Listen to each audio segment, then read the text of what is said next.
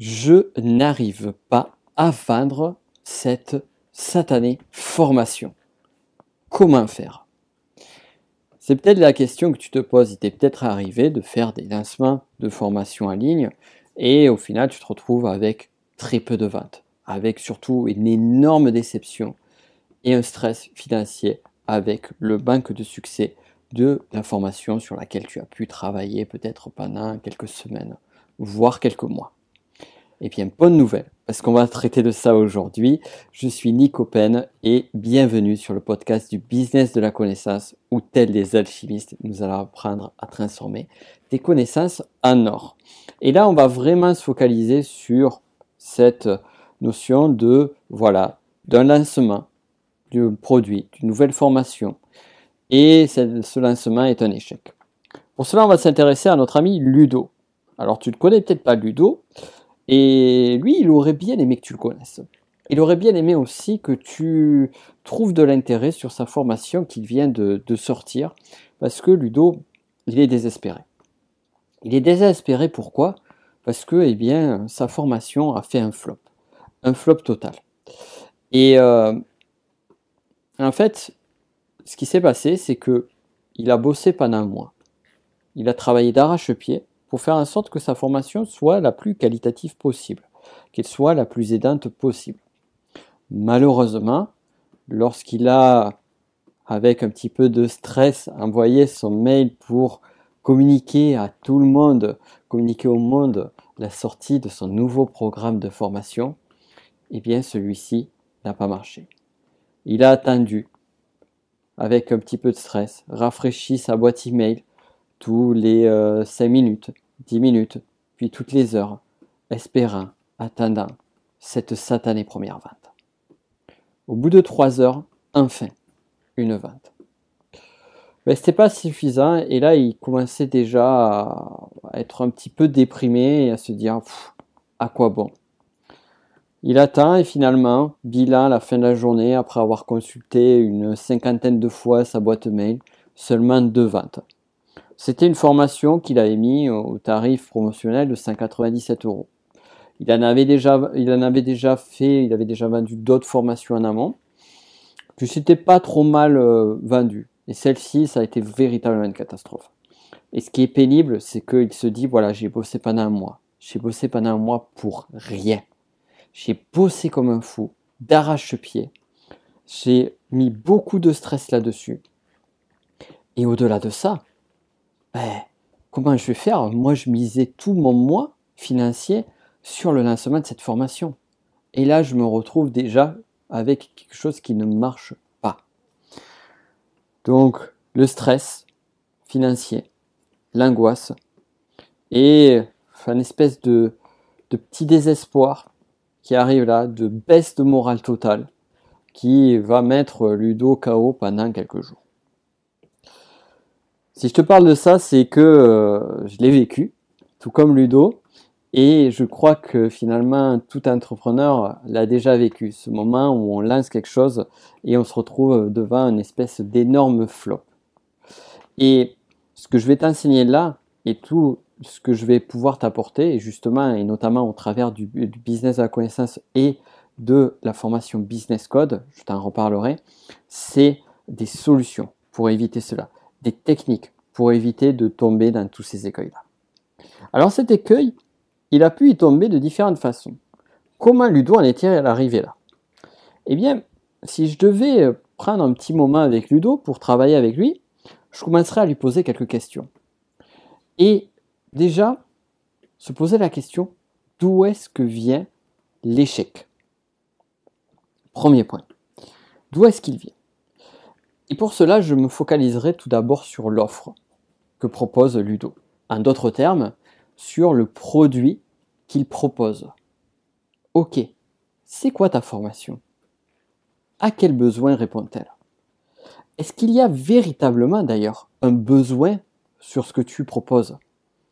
Parfois, on a toutes et tous commis cette erreur d'avoir très envie de faire une formation, de créer un contenu sur quelque chose qui nous tient à cœur, juste parce qu'on a envie de le faire, sans forcément se poser la question, est-ce que derrière, ça intéresse quelqu'un?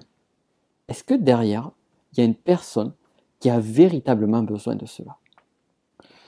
Et ça, c'est vraiment le premier point. L'offre. Est-ce que l'offre répond à un besoin? Est-ce que l'offre répond à une douleur spécifique?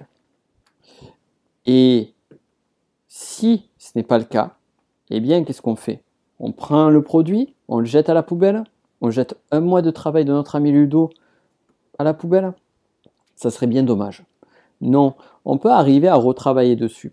Alors, il y a certains cas qui sont justement, on ne peut rien faire, mais dans la plupart des cas, il y a moyen de rectifier le tir. C'est-à-dire arriver à trouver le véritable besoin qui se cache derrière la création de la formation. Et peut-être retravailler la partie présentation de la formation, retravailler l'axe d'approche, retravailler l'explicatif, le descriptif de ce que l'on va proposer au regard des véritables besoins qui peuvent être rencontrés en amont. Donc ça, c'est le premier point sur lequel pourrait bosser Ludo. Mais peut-être que son offre est très bonne. Peut-être que sa page de présentation, sa page de vente de la formation est juste un pur chef-d'œuvre. C'est fort probable. Alors à ce moment-là, d'où vient le problème? Eh bien, peut-être qu'il vient ailleurs. Comment Ludo a-t-il fait la stratégie de lancement de sa formation? Comment s'est produite la promotion? Par quels moyens? Par quel biais? De quelle façon? Est-ce qu'il a fait des webinaires? Est-ce qu'il a fait des vidéos? Est-ce qu'il a envoyé des mails? Est-ce qu'il a fait un teasing avant le lancement de la formation? Combien de mails a-t-il communiqué à sa liste? A-t-il utilisé les réseaux sociaux? Si oui, comment? Quelle est, en d'autres termes, la stratégie de promotion de sa formation? Et parfois, l'erreur n'est pas au niveau de l'offre, mais au niveau de la stratégie.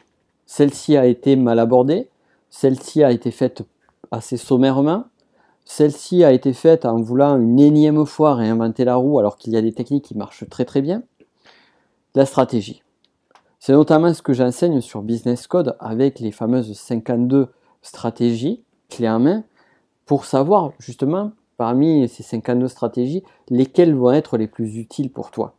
Et Ludo, peut-être que s'il avait pris une stratégie qui marchait déjà et qui était en accord avec qui il est véritablement, avec ses véritables besoins et avec les besoins de son audience, eh bien peut-être qu'il n'aurait pas eu ce problème-là.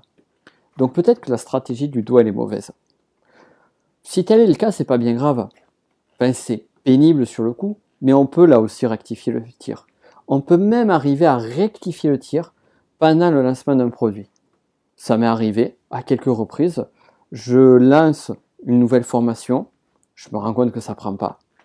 Et bien là, plutôt que de laisser tomber, je dis bon ben ok, qu'est-ce que je peux en tirer? Qu'est-ce que je peux modifier? Qu'est-ce que je peux changer? Comment est-ce que je peux rectifier le tir? Et ça donc, c'est un second conseil que je proposerai à notre ami Ludo. Maintenant, peut-être que la stratégie est bonne, peut-être que l'offre est bonne, mais peut-être que le problème vient d'ailleurs. Et c'est le troisième point que je regarderai également avec Ludo. Même si j'ai identifié des difficultés peut-être d'un point de vue stratégique ou d'un point de vue de l'offre. On va prendre le cas idéal. Ludo a mis en place une super stratégie et une offre géniale. Il a une base de clients, une base de prospects d'environ 100 personnes. Sur ces 100 personnes, il y en a 2 qui ont acheté. À ce moment-là, j'ai envie de lui dire, félicitations Ludo, c'est très intéressant, c'est bien ce que tu as fait. Ça peut sembler paradoxal, et pourtant, c'est le cas. Si Ludo a 100 personnes, a une liste de diffusion de mails, par exemple, de 100 personnes, sur ces 100 personnes, on peut imaginer qu'il a envoyé, par exemple, un mail. Sur ce mail-là, seulement 40 ont ouvert le mail, et encore 40, c'est beaucoup. Sur les 40, il y en a 5 qui ont cliqué sur le lien, et sur les 5 qui ont cliqué sur le lien, finalement, on se rend compte qu'il y en a 2 qui ont acheté.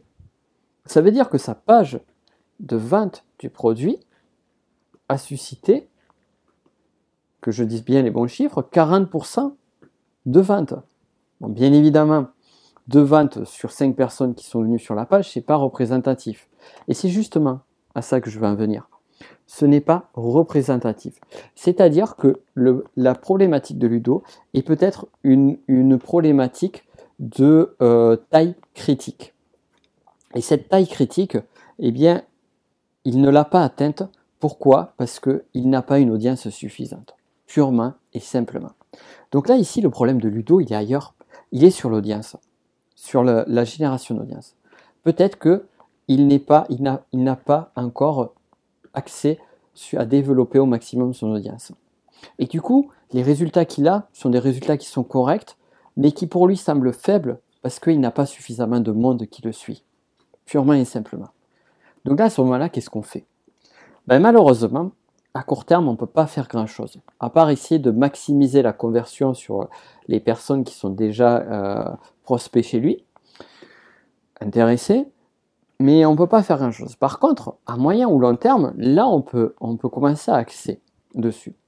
Et si tu suis notamment l'une de mes formations, soit Business Code ou autre, tu sais peut-être que, et j'en parle souvent, j'en ai même parlé sur des podcasts, il y a 3 grands leviers d'acquisition d'audience. 3 grands axes. Je te les rappelle rapidement. Il y a l'axe du trafic organique, avec les réseaux sociaux, les vidéos, les blogs et compagnie, ou même le bouche à oreille, en offline. Il y a l'axe de la publicité, et il y a l'axe des partenariats. Est-ce qu'il n'y a pas quelque chose à travailler pour Ludo sur l'un de ces axes? La réponse est bien évidemment que oui. Bien évidemment que oui. Et c'est arriver à trouver quel axe va être l'axe maximal pour Ludo. Lorsque je suis quelqu'un en coaching, et ça s'est passé encore notamment ces derniers jours, eh bien, j'amène la personne à aller voir non pas l'axe d'approche, l'axe d'acquisition d'audience que tout le monde utilise, mais plutôt l'axe d'acquisition d'audience qui est le plus facile, le plus simple, le plus naturel pour la personne que je suis. Et lorsque cette personne arrive à l'identifier, eh bien, elle a juste qu'à maximiser son énergie là-dessus, purement et simplement. Et ça, chacun de nous en a un, voire plusieurs. Donc Ludo, je le ferai travailler là-dessus. Tout simplement. En résumé, si on revient là-dessus, ce que j'ai envie de te dire, c'est que Ludo aujourd'hui, eh bien, on a tendance à croire que lorsque on a un échec, une difficulté, une erreur de vente, on va très vite se focaliser sur une raison extérieure. Bien souvent, on est nombreux à l'avoir fait. Moi, je le faisais pas mal malheureusement il y a plusieurs années en arrière. Je me rappelle en 2013, 2014. Après, j'ai arrêté. Mais je disais, oh, j'ai peut-être fait mon lancement à un mauvais moment, peut-être au moment des vacances, peut-être à une période de fête, aux périodes de paiement des impôts ou autre. Effectivement, l'environnement extérieur joue. On ne va pas se le cacher. Cependant, l'impact qu'il a est quand même relativement faible. Si tu as une bonne offre, si tu la présentes bien aux bonnes personnes, et si tu sais l'expliquer convenablement, si tu as la bonne stratégie, et si tu as suffisamment de personnes qui te suivent, eh bien, ça marchera quand même. Ça marchera, même s'il y a des circonstances extérieures. Ce qu'il faut voir, en fait, c'est vraiment un biais psychologique, c'est que lorsqu'on a une belle réussite, que ce soit des réussites de groupe ou individuelles, on a tendance à se les approprier. C'est grâce à moi. Par contre, lorsqu'on a un échec, eh bien, on a tendance à le mettre sur un élément extérieur. Et donc finalement, comme bien souvent, notre propre ennemi, c'est nous-mêmes. Et c'est avoir le calme, l'humilité et la sagesse d'aller regarder ce qui ne va pas. En l'occurrence, là, je te récapitule ces 3 points qui peuvent vraiment t'aider. Si à un moment donné, tu as des difficultés, si à un moment donné, tu vois que ça ne va pas, si à un moment donné, tu vois que ça ne prend pas, regarde ton offre, regarde ta stratégie et regarde l'audience, si tu as une audience suffisante. Et tout cela, donc, comme je t'en ai parlé, je t'explique plus en détail sur Business Code, donc sur cette nouvelle formation qui est la plus importante des formations que j'ai créées à ce jour, qui retrace en fait toute mon expertise depuis 7 ans que je vis de la formation en ligne. Je t'explique comment vivre toi-même la formation en ligne. En l'occurrence, pas seulement créer des formations, mais en faire un véritable métier, et un métier sur lequel tu en vis confortablement. Donc, pour mieux comprendre, pour mieux appréhender cette nouvelle formation et que je puisse t'expliquer tout cela en détail, ce que je t'invite à faire, c'est regarder juste en dessous. Tu auras un lien direct vers un webinaire que j'ai fait, que j'ai réalisé il y a peu de jours, qui est encore accessible et sur lequel, eh bien, notamment, je te donne aussi des stratégies que j'ai jamais dévoilées jusqu'alors. Donc ça déjà, ça va être intéressant sur le webinaire. Mais surtout, à la fin du webinaire, à partir de on va dire, 55 minutes, je t'explique ce qu'il en est, je t'explique ce qu'est le business code, comment ça marche, et tout cela plus en détail. Donc, je te laisse regarder juste en dessous. Et quant à nous, on se retrouve très vite pour un autre podcast où je vais te parler, mais je vais te parler de quoi? Mais je vais te parler d'un fail, d'un gros fail, de peut-être un de mes plus gros échecs entrepreneuriaux.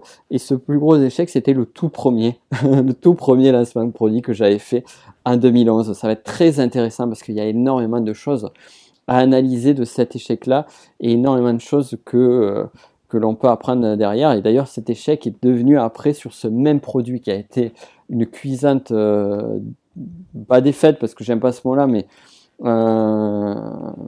un constat amer de fail de mon tout premier lancement. C'est devenu après, jusqu'à 2014, le produit que j'ai le plus vendu de tout ce que j'avais fait jusqu'alors.